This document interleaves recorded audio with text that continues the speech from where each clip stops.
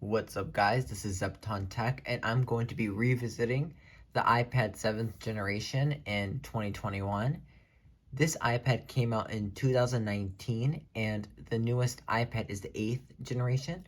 Soon the 9th generation will come out, and it is supposed to have a bigger screen than this, but we'll see. Let's talk about what it has to offer. This one is the base model, 32 gigabytes, 10.2 inches, 1080p panel.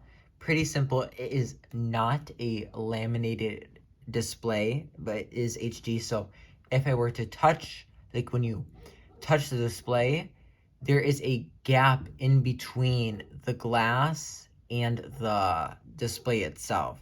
So personally, it doesn't bother me, but to you it might. And it's also running the A10 Bionic chip from 2016 in the iPhone 7. It runs completely fine for me.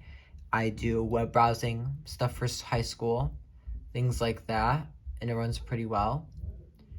I can do a little speed test of each app. For example, if I open up the App Store, let's open up news, stocks. Let's open Apple TV. And it is like pretty quick. It has all the apps you need, It does have an 8 megapixel camera on it. In a minute, I'll show you how fast it is. It is good for media consumption. Open up YouTube. This explore page, watch any video you want. It has dual firing stereo speakers on the bottom, which are very loud, and I'm very impressed with them.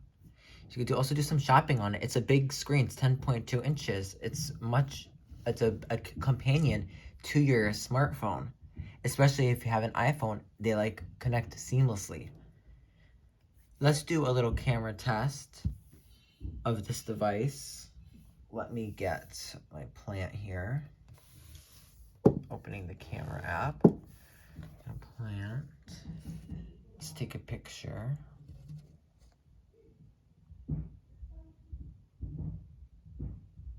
You could let me turn on HDR for the second picture. For HDR, it takes 2 pictures for some reason. That's why I don't usually have it on. But let's look at the image that came out. So this is the one with the HDR. And it says HDR at the top left. And it is okay. I wouldn't take pictures on it, to be honest. But for an iPad camera, it's good. I mean, if you need something quick, or if let's say someone who does not use a phone or does not like small displays, wants something big, take picture of moments in people's life, good camera. It does the job. Looking at longevity of this device, it is only a year old, but it does run an old chip. So I don't know how many years it's going to be supported, but it does run a different version of iOS. Like it runs iPad OS, so they might be supporting it much longer. For example, the iPad Mini 4 is still supported, I'm pretty sure. But the same chip in the iPhone for the iPhones are not supported. So it all depends. If I go to the About, I'm actually running 14.2 on this device. Fun fact about this iPad, you can jailbreak it, whatever version you want. At the moment, I turned off the jailbreak, but I can turn it on, and it's fully jailbroken.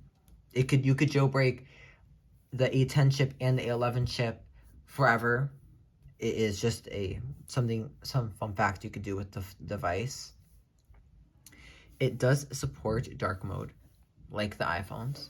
So we have night shift, makes the screen yellower. As you can see, it's less white. And also we could turn on dark mode. So it's easy to use at night. Let's turn that off. For storage, I'd say 32 gigabytes is fine if you have light stuff, like I only have 2 pages of apps on here, and I think it's about fine. If you want to give it to your kids, let's say for gaming, let's open a game. Among Us is very popular. And there we load into the game. It's very fast. I never had struggled for any wait times or anything like that. And like that's it, I'm in a game and the lobby will fill up. And anything else about this device, I think, wait a couple months until like the new iPad comes out. This one will lower in price. I got this device for $250 at Costco. It's on sale all the time. Do not buy an iPad if it's the 8th generation, 9th generation, whatever. Don't buy it for more than $250 because they are always on sale. Not just on Black Friday, but on sale almost any holiday. It is on some type of sale, which I think is very nice. And it's good for schoolwork too. I have my Microsoft Teams Office, I have my Power School, Google Docs, Word, everything I need. The whole suite is on here, which I love. I have an iMac, so texting works between my iPhone and this. I can AirDrop which means sharing files between my iPhone and the iPad.